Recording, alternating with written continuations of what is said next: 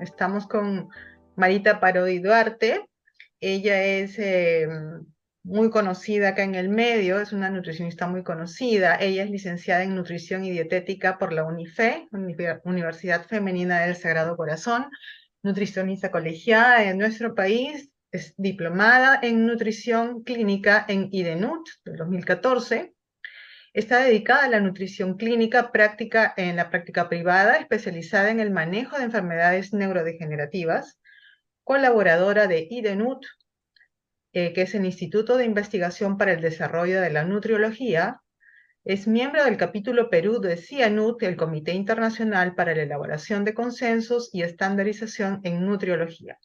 Además, es presidente de la Asociación ELA Perú, y ha realizado trabajos de investigación, participado como expositor en universidades, congresos internacionales y escrito artículos en revistas especializadas en nutrición sobre la nutrición en las enfermedades neurológicas progresivas. Así que con todo gusto paso a presentar a Marita. Muchas gracias, Marita, bienvenida. Sabemos de que este tema es de vital importancia para el cuidado de los pacientes con ELA y tú eres especialista en esto. Ay, algo hice mal, que no veo. A ver, voy a regresar acá un ratito.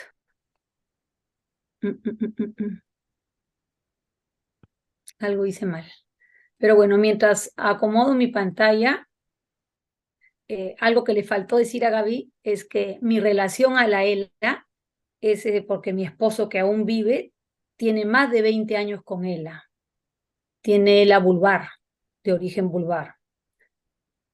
Y entonces eso es lo que más me acerca a la ELA y lo que más me ha hecho aprender sobre la enfermedad, ¿no? Sin duda. Estoy cambiando mi pantalla porque algo moví. Pantalla completa, pero no me veo yo. Algo he movido.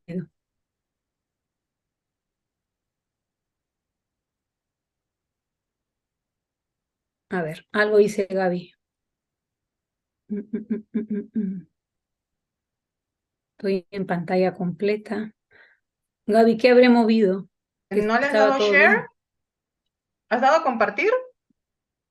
No, sí, pero algo he cambiado en mi pantalla que yo no veo mi presentación. A ver, vamos a ver. O la veo, pero no me veo mía. ¿Qué importa? Vamos a hacerlo. Ahora sí, ya Ahora estoy. sí. Perfecto. Disculpen el inconveniente. Ahora sí, ¿me Perfecto, ven? Marita. Perfecto. Ahora sí, adelante. Entonces, mi ponencia es sobre la importancia de la nutrición en la ELA. Agradezco al primer simposio internacional de UNELA por incluirme en este primer simposio y como digo, eh, yo doy una importancia fundamental a la ELA como cada uno de los que estamos acá en su especialidad. No todos sabemos qué es la ELA, esto va a ser un repaso muy rápido, que es una enfermedad de neurona motora, que es degenerativa, sabemos que es discapacitante, sabemos que es progresiva, que es de etiología desconocida. Ayer bien el doctor Genovese nos ha explicado las posibles causas, pero hasta ahora no sabemos, que es incurable, pero sabemos que es tratable. Y ahí es que enfocamos nosotros toda la ayuda que damos las asociaciones, es para enseñar a los pacientes y sus familiares a tratar la enfermedad. Hay tratamientos. Yo al que más importancia doy evidentemente es al nutricional, porque además pienso que el nutricional favorece a todos los otros tratamientos. Por ejemplo, en las terapias orofaciales, físicas, de las que hemos hablado ayer, la terapia respiratoria, ocupacional, todas estas terapias se favorecen si el paciente tiene un buen estado nutricional. Todos los, digamos, los especialistas que han hablado ahora de respiratoria, de física, hablan de la fatiga del paciente. La forma de tratar de combatir esa fatiga es la nutrición. Otro tratamiento es el apoyo respiratorio con la ventilación no invasiva, el tratamiento farmacológico, que hemos hablado ayer también del Riluzole y del Edevarone, el manejo de complicaciones, como acabamos de hablar con Tiago de la cialorrea, y todas las complicaciones que trae la ELA, es parte del tratamiento, manejarlas. Podemos hablar de métodos de relajación, de meditación, de yoga y de apoyo psicológico como tratamientos para la enfermedad. Pero yo voy a mi punto, los factores metabólicos y clínicos que indudablemente requieren de un manejo nutricional, que se dan en la ELA. Estos factores metabólicos son el, el hipermetabolismo, porque la ELA es hipermetabólica, ahora se puede demostrar. Yo escribí un artículo hace 14 años donde no había cómo demostrarlo. Hoy hay evidencia. El estrés oxidativo que se genera en la ELA, que también nos habló ayer el doctor Genovese, donde está la toxicidad de glutamato, la disfunción mitocondrial y una serie de cosas o de eventos que generan neuroinflamación y neurotoxicidad, y evidentemente la desnutrición, que sabemos que se presenta en la ELA. Todos estos factores metabólicos, todos y cada uno, se favorecen de un mejor o buen manejo nutricional. Entonces, eso sin duda alarga la vida del paciente con él. Esta figurita o este cuadrito es sumamente interesante porque explica un poco por qué hay fatiga y por qué se comporta un poco el manejo de la energía en un paciente con él. Veamos ahí un paciente saludable como cualquiera de nosotros, la mayoría que estamos acá, cuando uno ingiere energía y digamos, si ese día la energía que uno ingiere tiene una diferencia con el gasto energético que uno hace. Por ejemplo, si uno salió en la mañana, no tomó desayuno y se fue a trabajar, el cuerpo tiene mecanismos para compensar ese balance negativo, porque tiene guardado energía tanto en el hígado como en el tejido adiposo. Y esa es la energía que abastece luego nuestro requerimiento y hace que no se rompa el equilibrio, y ahí se habla de una homeostasis en una persona saludable en cuanto al manejo de la energía. ¿Qué pasa con el paciente con ELA? En el paciente con ELA está descrito el hipermetabolismo, porque además se reduce la ingesta de energía. Más adelante veremos que es por la disfagia una de las razones, pero al ser hipermetabólica, sucede que un paciente o una persona que antes de ser diagnosticado consumía una cantidad de alimento, tenía un gasto habitual, conservaba el peso. De pronto ese paciente, comiendo lo mismo y teniendo la misma actividad, pierde mucho peso. Eso es porque es hipermetabólica la enfermedad. Además, hay un montón de gastos escondidos de la ELA. ¿Dónde están las fasciculaciones? ¿Dónde está el patrón respiratorio alterado? ¿Dónde está pedir a unos músculos que ya no son tan eficientes hacer un trabajo en una terapia física? Todo eso requiere un gasto energético mayor. Y entonces esa situación en la que el gasto energético es mayor y encima la ingesta es menor, se reduce ese depósito de energía. Entonces ya no hay depósito de grasa en el hígado y en el tejido adiposo. Entonces cuando el paciente se ve en la necesidad de hacer una actividad, no tiene energía disponible para atenderla y se presenta la fatiga porque se rompe la homeostasis, el equilibrio en esta forma de compensar la energía. Es por eso que lo vamos a ver más adelante, que la cantidad de calorías en una dieta es sumamente importante y la frecuencia de consumo también. Si bien la proteína y la musculatura siempre ha sido considerada vital, hoy la grasa se considera fundamental por esta razón, porque es los depósitos de energía. Esto explica lo que les acabo de decir, lo podemos repetir, pero el hipermetabolismo en la ELA se define por un aumento de la demanda de energía. La disminución de la ingesta de energía da como resultado una disminución del almacenamiento de energía en el tejido adiposo y en el hígado, y una mayor dependencia del uso de energía almacenada. Al no haber depósitos, se rompe el equilibrio y entonces se genera esta fatiga o esta necesidad constante de energía que no sabemos, que el cuerpo del paciente con él, al ser hipermetabólica, deja de atender. El estrés oxidativo, que puede estar causado por la toxicidad del glutamato, que todos saben que existe porque el fármaco antiglutamato, que es el Riluzole, tiene más de 20 años y está diseñado para atender la toxicidad del glutamato. Se habla de disfunción mitocondrial, lo que genera también un estrés oxidativo. En general se producen radicales libres y es por eso que parte de la terapia son los antioxidantes, ¿no? Parte de eso el edevarone atiende un poco el estrés oxidativo. Estos son elementos que se pueden, digamos, no se van a combatir, pero que una buena nutrición puede hacer que el daño sea menor, pero claro, hay que pensar que sean elementos que lleguen al lugar donde deben llegar, a elementos antioxidantes para combatir esos radicales libres. Esta publicación, que es del año 2022, explica las implicancias del estrés oxidativo en las enfermedades neurodegenerativas y las posibles terapias antioxidantes. Como ya sabemos, el riluzole existe hace años y el riluzole lo que logra o lo que busca es mitigar el daño, la toxicidad del glutamato, ¿no? Porque ahí también se producen especies reactivas de oxígeno, ¿no? En muchas situaciones en la ELA se producen, que es una forma digamos, nosotros le podemos llamar también radicales libres, ¿no? Por eso es que los antioxidantes los aplacan, digamos, los minimizan y hacen que el daño sea menor.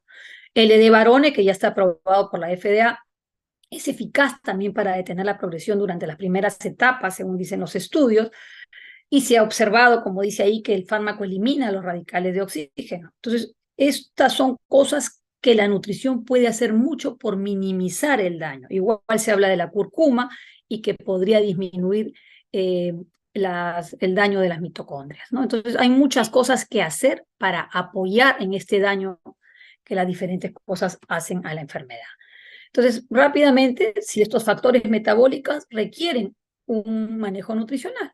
Si decimos que la ELA es hipermetabólica, como les dije, si yo calculo bien mis calorías y mis tiempos de alimentación, voy a hacer que ese hipermetabolismo dañe menos a la persona y por ende le haga perder su musculatura, porque el cuerpo tiene un mecanismo de sobrevida que cuando se acaba el depósito de grasa en el hígado y en el subcutáneo, se agarra de mi músculo y genera un catabolismo muscular.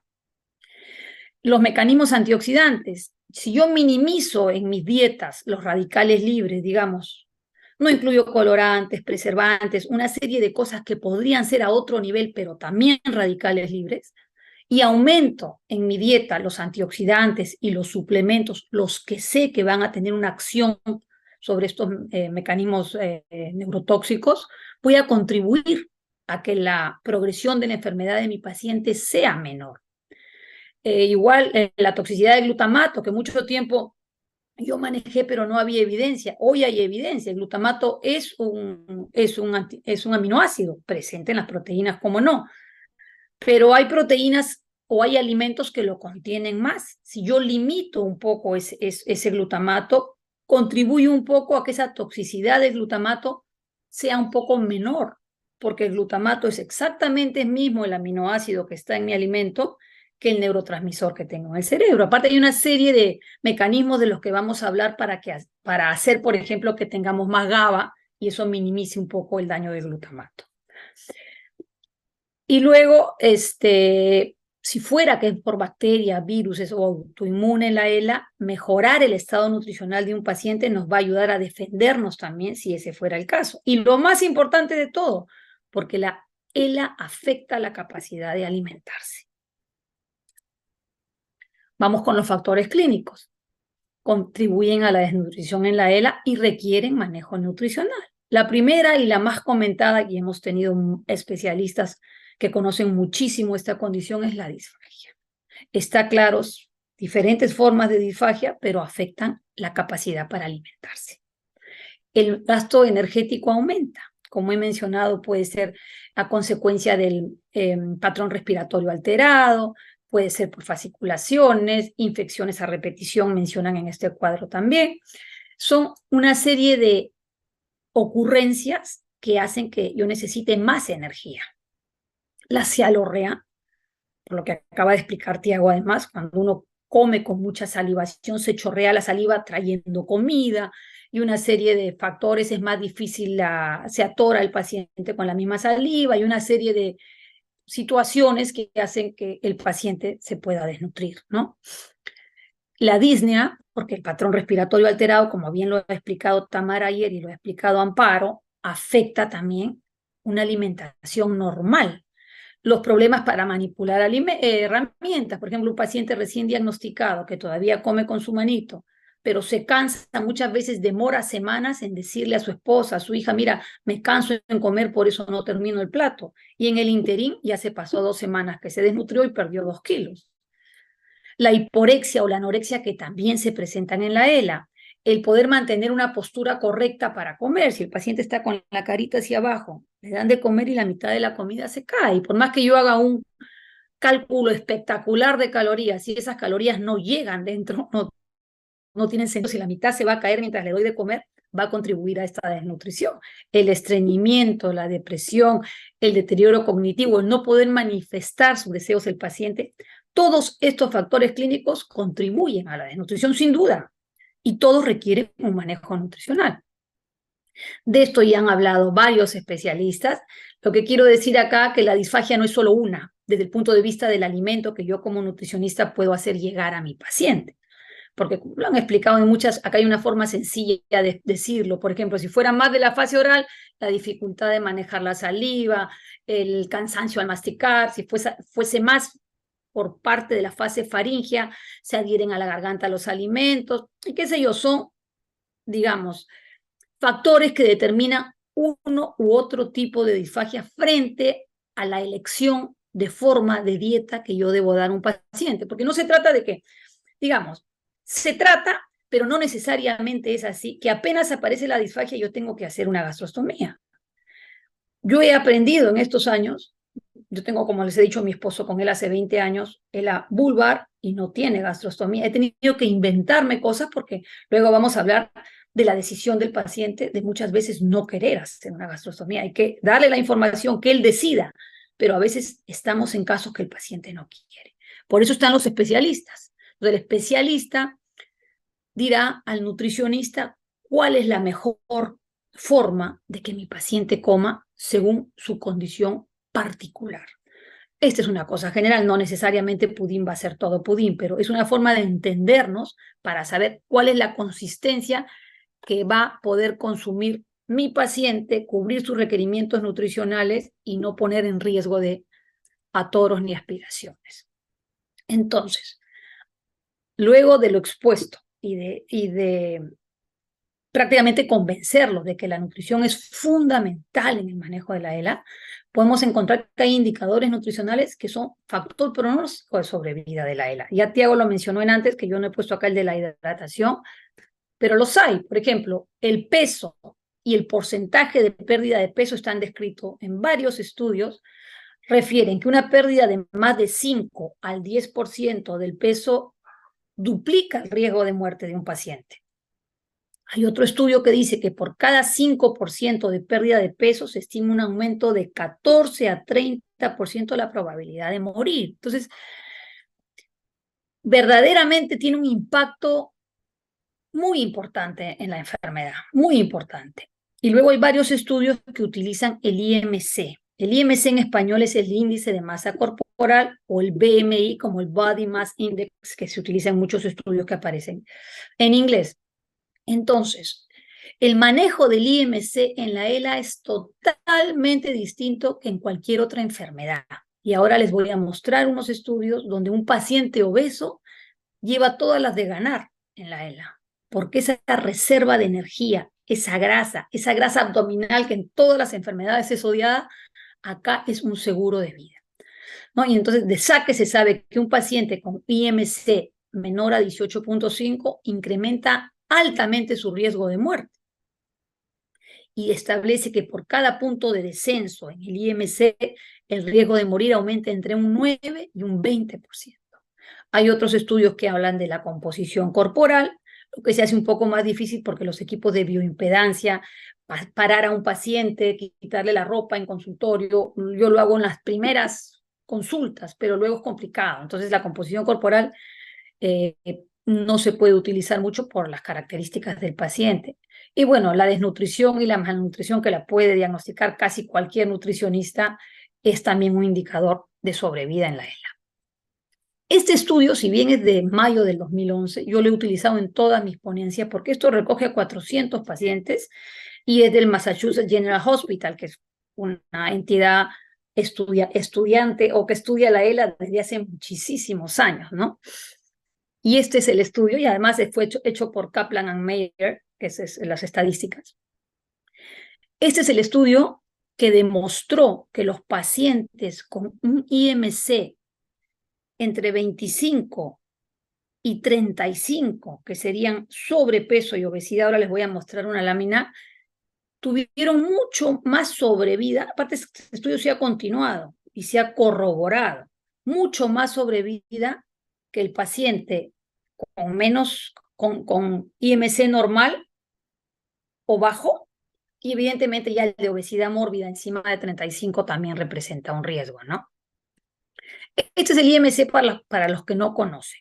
Según este estudio y muchos estudios que he revisado recientemente estas semanas, el obeso, el anaranjadito que ven ahí, es el que, si al diagnóstico un paciente con ELA es obeso, va a tener mucho más sobrevida que uno que no lo es.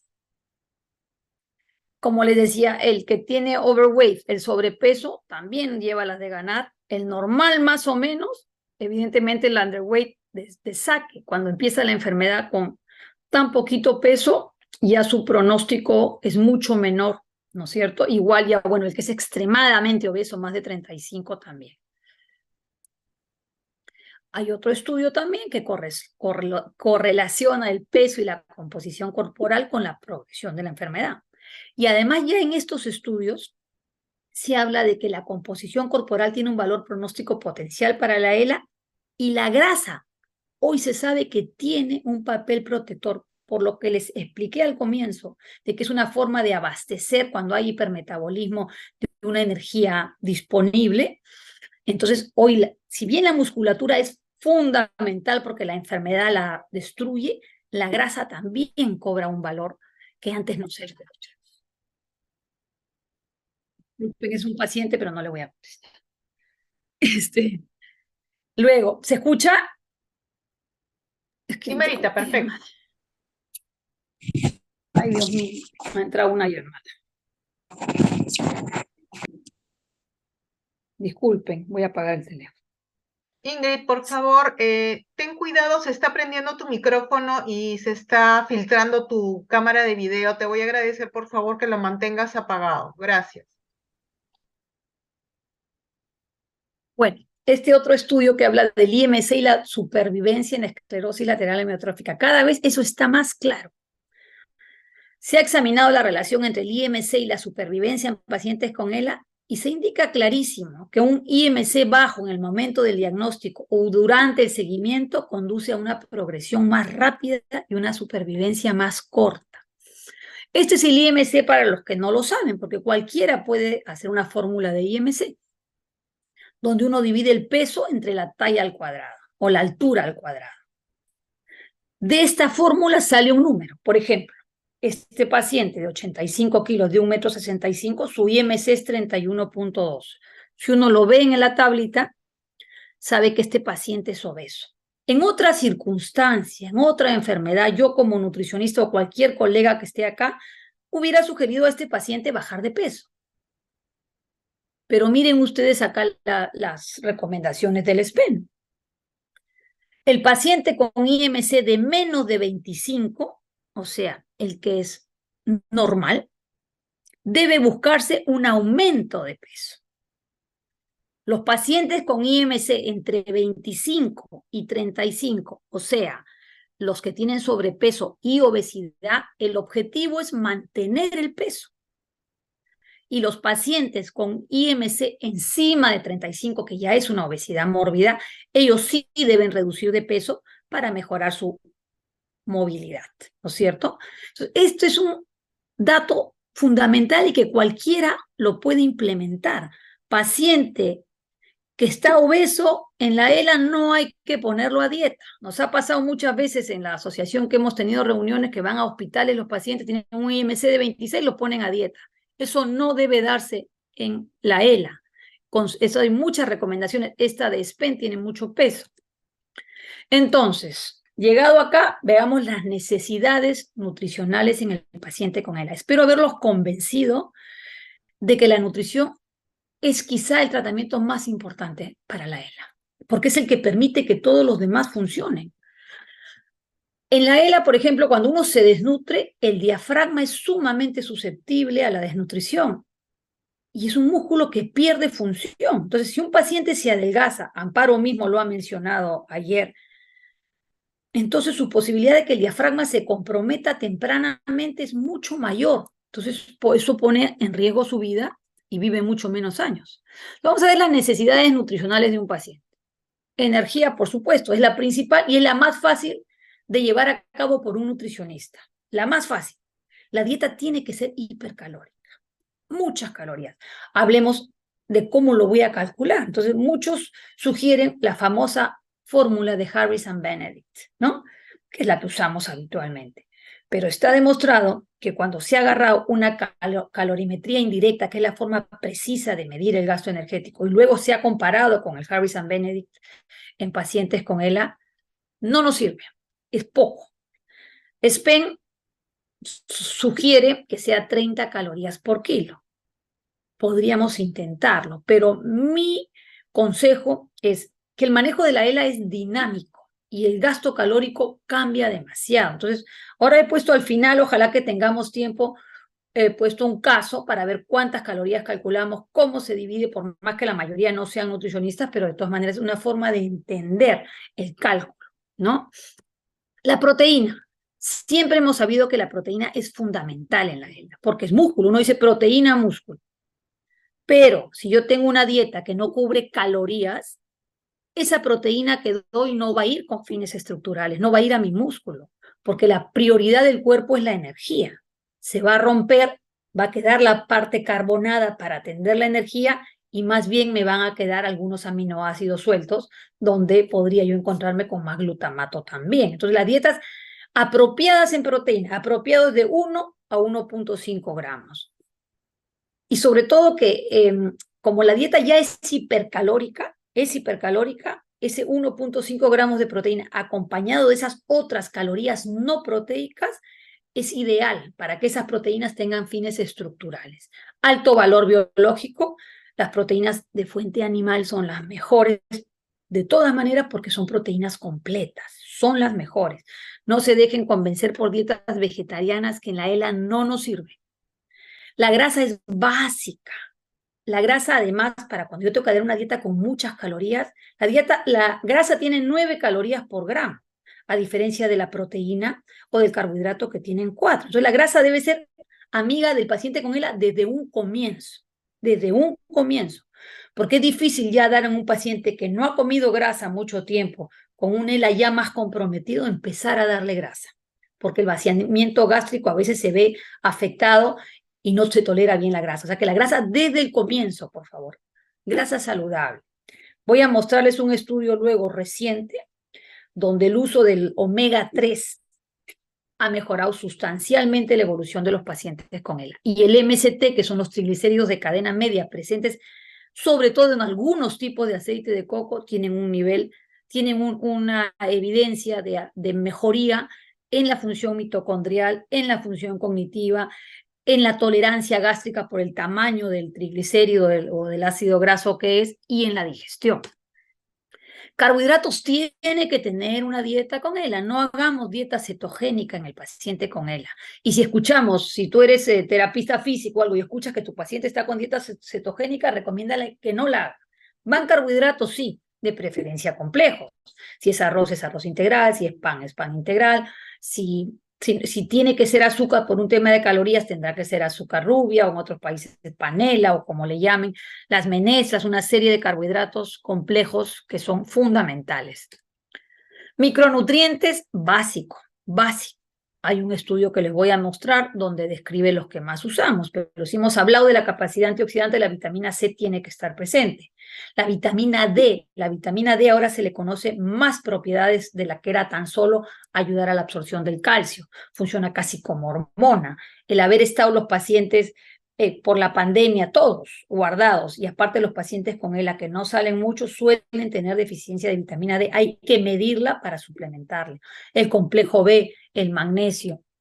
Esto es nuevo y no le quiten el ojo de encima, los probióticos. Hoy se escucha mucho de la microbiota, del eje intestino-cerebro, fundamental. Cada día se sacan más conclusiones de enfermedades que empiezan en el intestino. Entonces, ya sabemos de algunos probióticos que han demostrado tener alguna evidencia.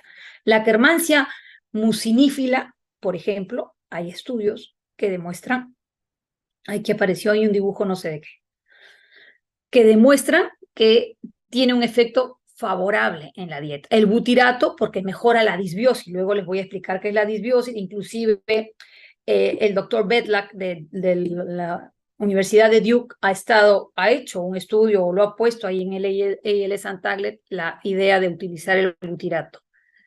La Bifidobacterium y el Lactobacillus también está demostrado que mejoran la conversión de glutamato a GABA. La fibra es fundamental. Todos sabemos que se presenta estreñimiento en la ELA. En un paciente que no tiene ELA, normalmente se maneja 30 a 35 gramos de fibra al día. En un paciente con ELA podemos usar hasta 50 y en algunos estadios o situaciones cosas adicionales. Y el agua de la que hemos hablado, que es fundamental, hay que estar atentos al agua, atentos. Además, como yo siempre digo, si yo tomo un paciente que le tengo que dar calorías, no le tengo que dar un vaso de agua pura. Si yo a esta agua le pongo proteínas, le pongo aceite de coco, le licúo un plátano, le pongo miel de abejas, vuelvo esta agua de 500 calorías, pero no deja de contener agua, sigue conteniendo 300 mililitros de agua. El agua es fundamental porque la deshidratación también condiciona la esperanza de vida del paciente con ELA y además afecta la musculatura, afecta el estreñimiento, da dolores de cabeza, una serie de situaciones que generan la deshidratación. Hay muchos estudios que sustentan lo que digo. La dieta alta en calorías hace más lenta la progresión de la ELA, sin duda. La dieta rica en carbohidratos, olvídense de las dietas keto. Acá el General Hospital de Massachusetts presenta un estudio donde los hidratos de carbono son fundamentales en la ELA. El consejo nutricional hace más lento la pérdida de la musculatura y de la grasa en los pacientes con ELA. Y este es el estudio lindo que les hablo, que es reciente del omega 3, donde se hizo más lenta la progresión de la ELA, ¿no? Y ahí se usó más que nada, se ha usado linaza, chía, canola, eso es lo que se ha usado, que es alfa-linolénico. Pero mejor aún es si uno usara DHA o EPA presente en los pescados oscuros, porque ya el cuerpo no lo tiene que convertir, ¿no es cierto? Y ha tenido un efecto neuroprotector que ha beneficiado, y esto se ha hecho un estudio de 449 pacientes en 18 meses y se ha demostrado que la evolución de la enfermedad ha sido más lenta. Entonces, no hay que dejar de incluir los pescados oscuros en la dieta del paciente. Este estudio es lindo también y es muy reciente, es del 2023, abril del 2023. Este estudio recoge muchos estudios y ha determinado que la ingesta de micronutrientes tiene que ver mucho con la severidad de la enfermedad, ¿no? Y entonces acá se sostiene que la vitamina E, que la vitamina C, están desglosadas las vitaminas del complejo B, pero yo mando el complejo B, el magnesio, todos estos micronutrientes se ha encontrado que están bajos en los pacientes con ELA, que cuando se suplementan o se dan en la dieta, la sobrevida del paciente es mucho mejor, digamos, vive mucho más tiempo que los pacientes que tienen deficiencias de estos micronutrientes. Y acá está la vedette de la dieta para él ahora, que es la microbiota. No dejen de leer artículos que lean de microbiota, porque la microbiota está dando que hablar en el mundo. Se habla del eje intestino-cerebro. Y en este estudio, como muchas enfermedades, ¿no? Se ve que hay disbiosis intestinal, ¿no? La disbiosis intestinal es cuando se pierde un poco la barrera que hay en las vellosidades intestinales que nos defienden de cosas. En este tipo de pacientes no hay esa defensa y se cuelan, digamos, una serie de elementos que pueden resultar neurotóxicos y generar neuroinflamación. Y en este estudio se sugiere el butirato, ¿no? Porque corregiría esa disbiosis. Y también se habla de la Akkermansia mucinífila. No se olviden de la Akkermansia mucinífila porque este otro estudio habla del impacto de la microbiota en la ELA y los posibles efectos de los polifenoles y de algunas bacterias, ¿no? Entonces, habla en cuanto a la relación directa de las bacterias con los mecanismos patógenos. En la ELA se destaca la Akkermansia mucinífila, no se la olviden, porque tiene una capacidad de aumentar el ratio GABA-glutamato. El glutamato descarboxila en GABA, para los que saben algo de bioquímica. Entonces, si la Akkermansia mucinífila va a tratar de favorecer a esa función, es beneficioso para la enfermedad. Además, la evidencia muestra que algunas especies de Lactobacillus y Bifidobacterium también segregan GABA. Entonces, por acá hay mucho que aprender. Bueno, la prescripción nutrioterapéutica va a variar, pero en general las grasas desde el comienzo deberían ser altas, entre un 30 y un 35%. Todos sabemos qué es la grasa: la palta, el aceite de oliva, las aceitunas, el aceite de sacha inchi, la lecitina de soya, que yo uso mucho, la linaza, las nueces, las almendras, las pecanas, los pescados oscuros, el chocolate oscuro. Todo eso va a favorecer esas grasas buenas, porque si uno lee las sugerencias de muchos nutricionistas de la de ALS Association que hablan de las grasas, pero te ponen crema de leche, o sea, están pensando solo en dar calorías, cosas fritas, pero yo estoy pensando en la inocuidad también, porque la dieta tiene que ser antiinflamatoria también para que no vaya a contribuir a esa neuroinflamación, sino por el revés. Luego las calorías deben venir de los carbohidratos también.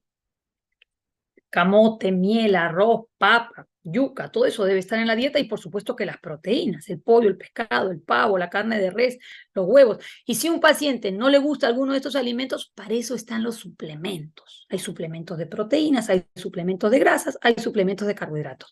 Pero la dieta tiene que ser así.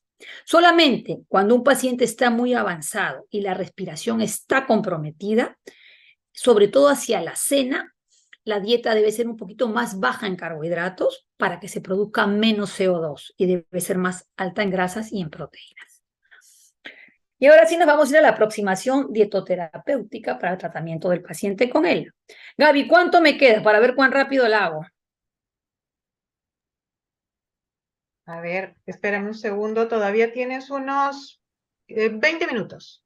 Perfecto, entonces lo llevo con calma. La aproximación dietoterapéutica para el tratamiento del paciente. La cantidad es básica, porque si yo estoy hablando de dar la cantidad suficiente de calorías, la cantidad es fundamental. Es el cálculo más fácil para un nutricionista. Como he dicho, vamos a empezar con 30 calorías por kilo y luego vamos viendo que el paciente se pese. Si yo le pido que se pese y en la semana me pasa el peso 2 veces por semana y no ha subido de peso, pues subo esa cantidad. Porque a veces uno puede plasmar en una dieta todo y hay circunstancias que no permiten que el paciente la consuma, o además por esto que hemos comentado, que es el gasto escondido de la ELA, que es un gasto de energía que a veces no está cuantificado, ¿no? Acá hay un ejemplo, ¿no? Por ejemplo, una dieta de un hombre de 55 años podría ser de 3.200 calorías, y la de una mujer de 65 años, en este caso con ELA, podría ser de 2.200 calorías. Entonces, la cantidad es básica y fundamental. La calidad de los alimentos, no da lo mismo lo que yo coma. Todo lo que como debe ser vehículo de nutrientes. Hemos visto estudios que hablan de los micronutrientes. Mientras más saludables y más densidad nutricional tengan los alimentos, más se va a favorecer el paciente con él. Ya no calorías vacías, hay que olvidarse de las gaseosas, de la galletita, de la golosina, de los M&M's, de la comida chatarra, que no quiere comer el paciente un caldito es agua, no nutre nada. Preferir el arroz integral al blanco. En el Perú se come mucho arroz, por ejemplo, ese es un cambio importante en una dieta. Preferir el pan integral al pan blanco, o buscar alimentos de alta densidad energética, ¿no? ¿Qué es alta densidad energética? Si yo tengo una taza de papaya picada, media taza de papaya picada y media taza de palta, abocado, como le llamen algunos, cacahuate, no, palta le decimos nosotros, ¿no? Que tiene grasa. Entonces, media taza de grasa, de palta picada, perdón, podría tener tranquilamente 200 calorías. Y media taza de papaya picada podría tener 40 calorías. Entonces, la densidad energética de la palta es mucho mayor que la de la papaya, siendo las dos calidades nutricionales buenas, pero yo voy a buscar alta densidad energética, que tenga mucha energía mi porción. Pescados, preferir los oscuros por el tema del omega 3. Proteína debe haber en todas las comidas. En todas las comidas debe haber proteína. Si es pollo, carne, pescado, huevo, leche, queso, siempre. Y si no, está el suplemento de proteico, pero no debe faltar las proteínas en la dieta.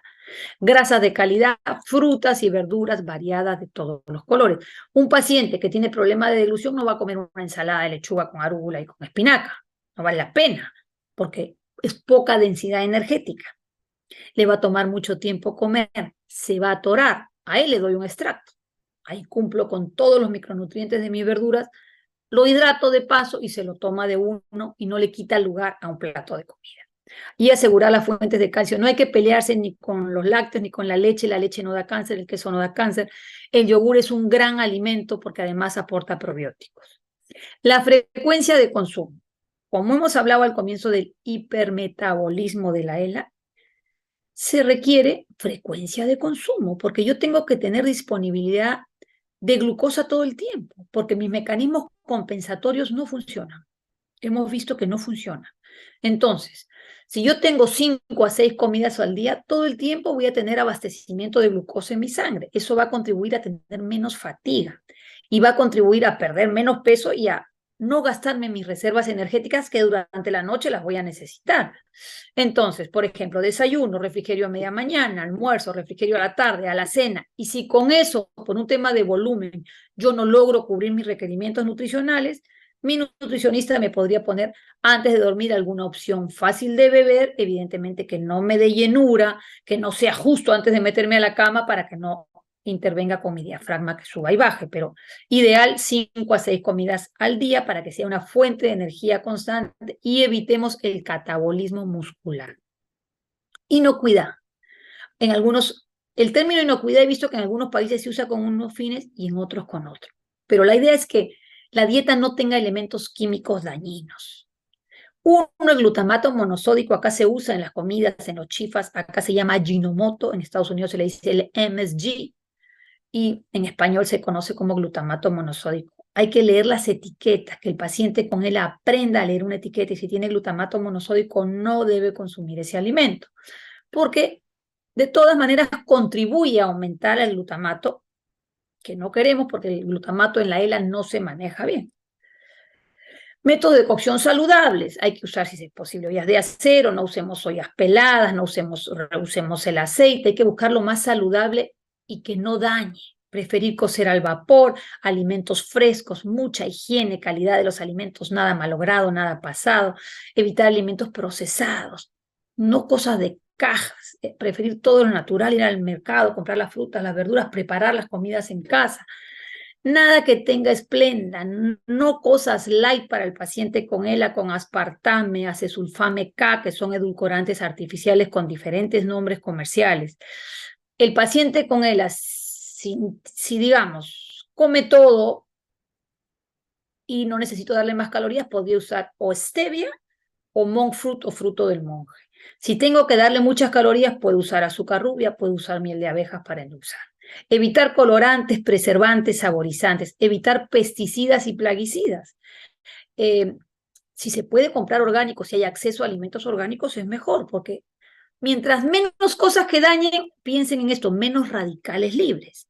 Si tenemos que guardarnos nuestros mecanismos antioxidantes para combatir los radicales libres que se producen de la propia neurotoxicidad de la enfermedad y no lo vamos a gastar para pelearse mi antioxidante con un colorante de un alimento. Entonces, eso si uno lo ve de una forma práctica y sencilla es lógico. Evitar el exceso de azúcar simple, nada caramelo, chocolate de calidad sí, pero calorías vacías no. La consistencia.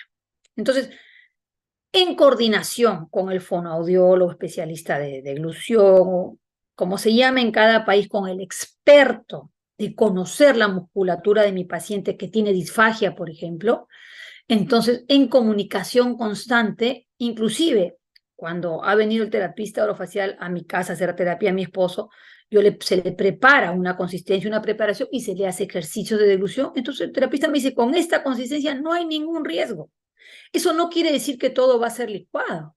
Hay consistencias de alimentos que son el equivalente a la consistencia diseñada o escogida o recetada por el especialista y yo como nutricionista puedo llevar el alimento a esa consistencia, ¿no? Recordar además que el paciente con ELA necesita también, que la alimentación empieza por el ojo, por el olor. Uno pasa por una panadería y huele el pan y empieza el proceso de alimentación. Se empiezan a preparar las enzimas, todo para una digestión y una absorción. Si yo a mi paciente con él agarro y licúo el almuerzo y le traigo una vasija con una cuchara, no voy a abrir el apetito de mi paciente. Yo tengo que traer un plato bonito, un pisito bonito, un vaso bonito, traer mi alimento bien puestecito, por más que después yo lo vaya a desmenuzar, mezclar con jugo y hacer un bolo listo para deglutir, a la vista tengo que conquistar a mi paciente con la comida.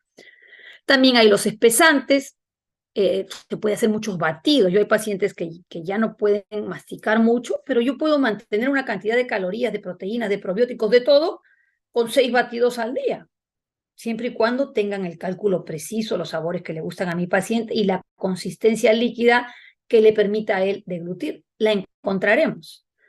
Y si a pesar de todo el esfuerzo, todo lo que hagamos, no podemos, porque hay veces que el paciente así siquiera no puede deglutir ninguna consistencia, entonces habrá que recurrir sí o sí a la PEC, ¿no? No voy a hablar de la PEC. Esta vez no hemos tenido en el simposio especialistas en gastrostomía, pero todos sabemos que cuando el paciente ya no puede comer por la vía oral, hay que escoger otra vez. Normalmente escogemos la gastrostomía, ¿no? La sonda nasogástrica no es indicada a la ELA porque en la ELA estamos pensando que vamos a tener un paciente para largo tiempo, ¿no? Entonces lo que más se utiliza es la sonda por endoscopía percutánea, que es la PEC. También se habla o se recomienda la RIC, ¿no? Que es similar, pero que entra en principio a la hora que se hace el procedimiento, entra por la nariz, pero que es una gastrostomía que se hace con rayos X, que si bien demora un poquito más de tiempo, no requiere sedación. Y si el paciente ya tiene comprometido seriamente su capacidad vital o el uso del BiPAP, entonces esta sería una forma de hacer la gastrostomía más indicada. Hoy voy a hacer una dieta modelo, si el tiempo nos da. Por más que acá la mayoría no son nutricionistas, pero para explicar. Por ejemplo, un paciente varón que tiene ELA de inicio vulvar y disfagia leve. Yo tengo que estar mirando que ya hay disfagia leve. Esa disfagia con el tiempo lo más probable es que va a empeorar. Tiene ELA vulvar. Su peso actual, el mismo ejemplo de antes, 85 kilos, su talla 1,65 m. IMC 31,5. Diagnóstico, obesidad. Voy a poner a dieta. Uno, porque voy a seguir las pautas que me ha dado SPEN.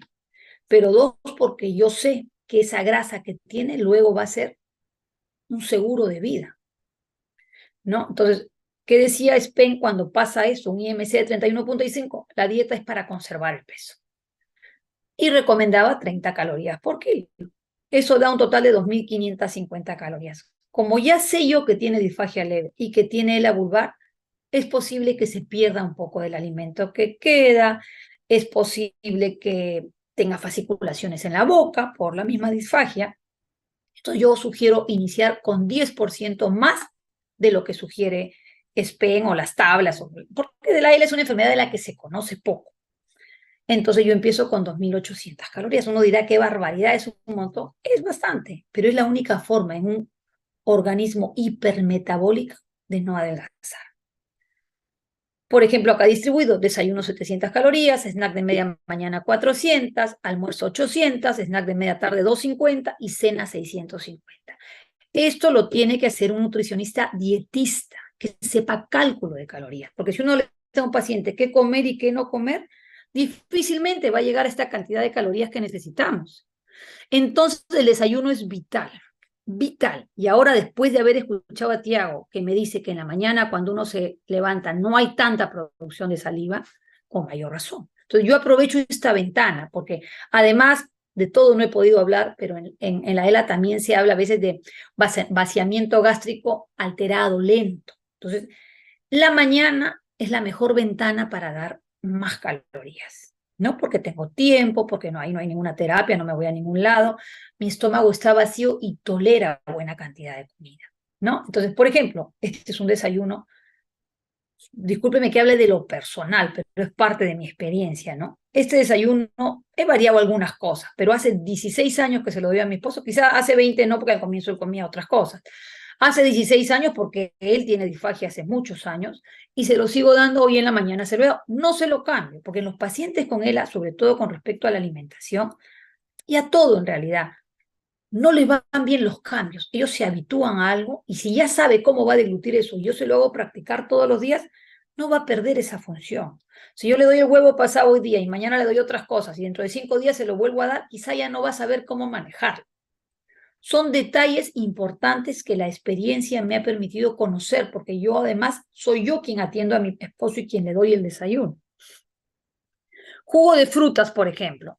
Esto va a depender. Si quiero hacer un jugo muy calórico, por ejemplo, le voy a poner piña y le voy a poner plátano, porque además la consistencia del plátano permite deglutir bien. Y en vez de agua, probablemente le voy a poner jugo de mandarina, jugo de naranja o jugo de granadilla. Entonces, no sé si tienen en todos los países, pero con el fin de hacerlo más calórico. Si yo licuo papaya con agua, va a ser mucho menos calórico. El plátano es una maravilla porque le da una consistencia fácil de deglutir para ellos. De ahí le voy a dar 2 huevos pasados, orgánicos. Ideal, poner el agua a hervir 5 minutos, ahí se ponen los huevos, salen de una consistencia que es muy fácil de pasar y no se pierde una clara o una yema sin cocinar que la tendríamos que estar desechando. Por ejemplo, acá la avena tiene unos betaglucanos maravillosos, ¿no? Que también contribuyen al butirato. Entonces, la avena, pues todos los días. Yo uso la lecitina de soya, que es precursor de la acetilcolina, un neurotransmisor, cucharadita de sustagen.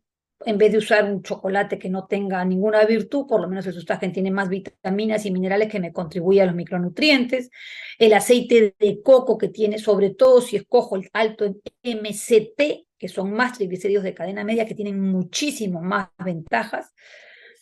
Y además la miel de abejas, ¿no? Que es antibacteriana y tiene muchas virtudes y se puede orgánica mejor. Y el yogur natural probiótico. Siempre lo usé, pero ahora lo resalto por las virtudes del lactobacillus y el bifidobacterium que van a mejorar la microbiota y con eso la GABA. Miren qué interesante este plato. Entonces, esa es una avena, pero una avena para engordar, porque muchos me dirán, yo tomo avena para adelgazar. Entonces, mezclo mi avena con agua y claro, me queda una avena de 100 calorías saludable y me adelgazo. Eso es la densidad energética. Miren esta avena, tiene una cucharada de un aceite de coco de primer nivel, tiene lecitina de soya, tiene sustagen, tiene la miel de abejas. Entonces, yo logro en esa avena, ahí hay más de 400 calorías. Y encima viene el yogurt.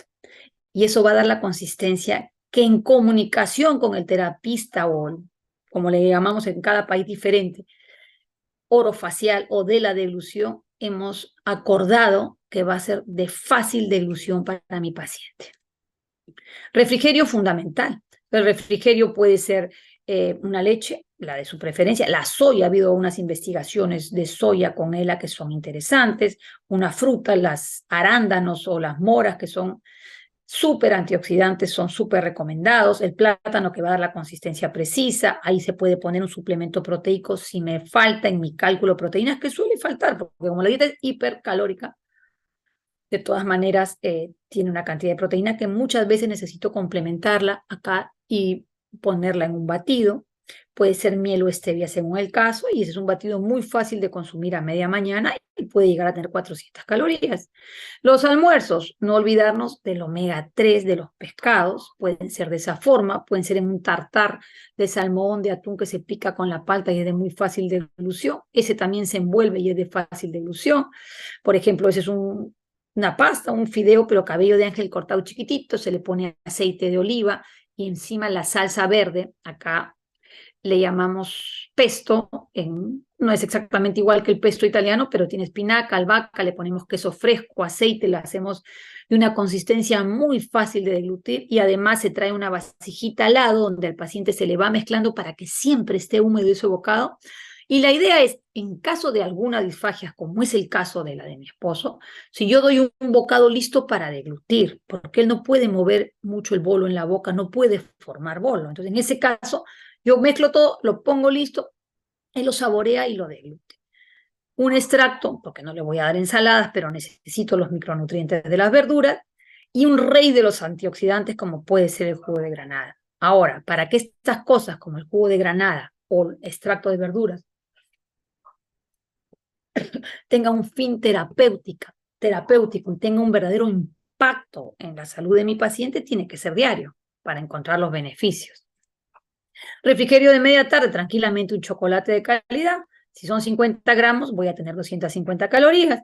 Puedo hacer un helado casero donde tengo una fruta congelada para no comprar helados que tienen carragenina, que son los helados comerciales, porque de todas maneras es un radical libre más. Cuando tengo mi fruta congelada, la licúo con un buen yogur natural, pensando en mis probióticos, en mi lactobacillus. Le pongo aceite de coco, logro un helado casero maravilloso. O puede ser una fruta picada con miel. Y si voy a irme a la calle y tengo que llevar algo, no me voy a quedar sin comer. Acuérdense del cuadrito del hipermetabolismo, el triangulito. No puedo dejar sin abastecimiento de glucosa a mi paciente porque va a recurrir a mi depósito. Y ese depósito no está lleno, peor todavía. Entonces, ahí sirve una de estas botellitas de suplemento. En este caso, esto es un Ensure. No tengo, como yo tampoco conflicto con nada, está puesta esa botellita porque es lo que más frecuentemente se usa acá. Y logro un refrigerio de 250 calorías. Y una cena que no tiene por qué dejar de ser nutritiva. Acá uno escucha, ¿qué cenó el señor? Un té con 2 pancitos. El paciente tiene que aprovechar la oportunidad de comer para llevar nutrientes a su cuerpo. Esta es una cena ligera, es una cremita, como una sopita que está licuada, o espinaca, o alcachofa, o brócoli, que son superfoods, con leche y queso para que tenga más densidad energética, calórica y tenga calcio. Una cremita que la toma muy rápidamente, además contiene agua, porque esa crema contiene probablemente 200 mililitros de agua. Luego puede venir alguna forma de proteína sencilla para la noche, por ejemplo, una tortilla de huevos, que puede estar ahí, como en ese caso está con palta. Perdón si no me he pasado mucho del tiempo, sí, ya me pasé del tiempo. Y en este caso hay fruta picada, está el refresco de granada, los suplementos importantísimos, el omega 3 del que hemos hablado, el complejo B, la B12, el magnesio que además contribuye a los calambres, la coenzima Q10 que muchas veces está indicada por la disfunción mitocondrial, la vitamina C por su capacidad antioxidante y el estudio que les mostré, la vitamina E 2 veces al día, capacidad antioxidante, la vitamina D, la curcuma que está estudiado y los probióticos, y hay Akkermansia mucifila en probiótico aislado y el butirato. Y luego buscar estrategias para seguir consumiéndolas, porque muchas veces el paciente ya no puede tragar pastillas. Por ejemplo, el complejo B y el magnesio se abren cápsula en el jugo de la mañana y se toman sin ningún problema. Y así buscar estrategias, la B12 sublingual, buscar estrategias para seguir consumiéndolas. Esto es algo interesantísimo. Gaby, ¿me puedo robar 3 minutos más o ya no? Estamos justos porque tenemos de repente un par de preguntas y ya estamos tarde Ya, porque en Chile ya es ocho y rapidísimo. media. Ok, Porque siempre me preguntan, ¿y si tomo ¿cómo se llama? La espirulina. Hay cosas que están demostradas que funcionan. Para lo que no sabemos, hay esta página que es del doctor Bedla, que se llama ALS Untagged. Acá está descrito eso para tomar. Es una revisión de tratamientos alternativos y fuera de guía para tratar de ayudar a los pacientes a tomar decisiones. Por ejemplo, ayer entré a la espirulina y ahora está con U y F, que son las calificaciones negativas, porque se ha descubierto que tiene un compuesto que hace daño para la ELA. Entonces, por favor, infórmense, porque muchas veces los pacientes se guían de personas de la internet que no conocen la enfermedad y terminan recomendando cosas que no tienen ningún fundamento científico. En esta página que yo hubiera querido entrar y recorrer en ella, pero ya no hay tiempo, se recorren muchos de los suplementos y se da un informe de expertos en ello. Estas son las indicaciones que ya en antes Tiago también las ha mencionado, como dijo él para la gastrostomía, que es la disfagia, la pérdida de peso del 5 a 10%, un IMC menos de 20, el miedo a comer y una serie de cosas. Consideraciones finales, indispensable el equipo interdisciplinario en el manejo de la ELA. Calcular el IMC es muy fácil para cualquiera, pero es una forma de hacerle ver al paciente en el riesgo que está si no trata de comer. Un nutricionista desde el diagnóstico es fundamental para que todo lo demás funcione. Cuando ya no sea posible cubrir los requerimientos nutricionales por la vía oral, hay que recurrir a la nutrición enteral y la mejor forma es la gastrostomía y siempre informar al paciente. Perdón, me atorado por hablar rápido. El paciente debe tomar sus propias decisiones, bien informado, para que su decisión sea responsable. Si tú le informas bien a un paciente que es una gastrostomía, probablemente decida que sí. Si tú no le informas, muchas veces pacientes me han dicho, no, eso es alimentación vegetal, artificial, y no es así. Paciente bien informado toma buenas decisiones. Mi bibliografía, ese es mi esposo hace una semana, paciente con ELA de hace 22 años, sin gastrostomía, sin traqueostomía, ELA vulvar, diagnosticado en John Hopkins en el año 2004 por el doctor Rothstein, que me dijo que ya tenía 2 años de ELA. Entonces acá no hay error de diagnóstico. tiene 20 años de ELA, la nutrición ha sido fundamental en su sobrevida. Esto es por que me ha atorado. Gracias, gracias con todos. Gracias, Marita, muchas gracias. Sabemos de que sí, el tema de la nutrición es muy Me importante. atoré. Aquí, Voy a Tiago, hablar rápido. sí. Aquí una pregunta de Tiago es, comentaste sobre el paciente Tiago, vegano. Dice que tiene un paciente vegano que decidió cambiar para el veganismo. ¿Cuáles serían las implicancias, ¿no? En un paciente vegano, básicamente. lo principal que con paciente vegano no es fácil cubrir calorías y no es fácil cubrir proteínas. Si lo hace con un nutricionista que lo va a guiar bien y no tiene mayores dificultades para deglutir, se puede hacer, pero por lo general presenta deficiencias de hierro, de B12, de proteínas y de calorías. Pero bien manejado se puede hacer. Perfecto. En todo caso, me imagino que ya cada nutricionista podrá darle el complemento que requiere para ese caso particular. Sí. Perfecto. ¿Alguna otra pregunta? No hay más consultas. Aquí tengo, a ver, ¿se podría mantener esta dieta por gastrostomía pensando en las calorías? En las calorías sí, pero las dietas por gastrostomía son diferentes, porque esta consistencia normalmente tú la licúas y te va a dar mucho más volumen. Entonces, las dietas para gastrostomía son especiales para gastrostomía. Entonces, tienen elementos en cuanto a calorías, sí, en cuanto a proporción de la dieta también, en cuanto a suplementos también, pero en cuanto a vía de llegar, en cuanto a alimentos para escoger, no son los mismos, porque normalmente estos alimentos que tú has visto en la dieta, para yo lograr que pasen por una sonda del tamaño de una sonda de gastrostomía, tendría que ponerles mucha agua, los aguaría mucho y bajaría yo la densidad calórica y energética y nutricional de ese volumen, digamos, ¿no? Entonces, no es lo mismo. Otro día haremos, la próxima vez hacemos una charla que implique la nutrición por sonda. Sí, ese es un tema que es súper importante y lo vemos acá con nuestros pacientes acá en Perú. Listo, Marita, muchas gracias. Entonces vamos a dar por finalizada tu ponencia. Muchísimas gracias. Esperamos que a todos les haya parecido súper interesante. Gracias.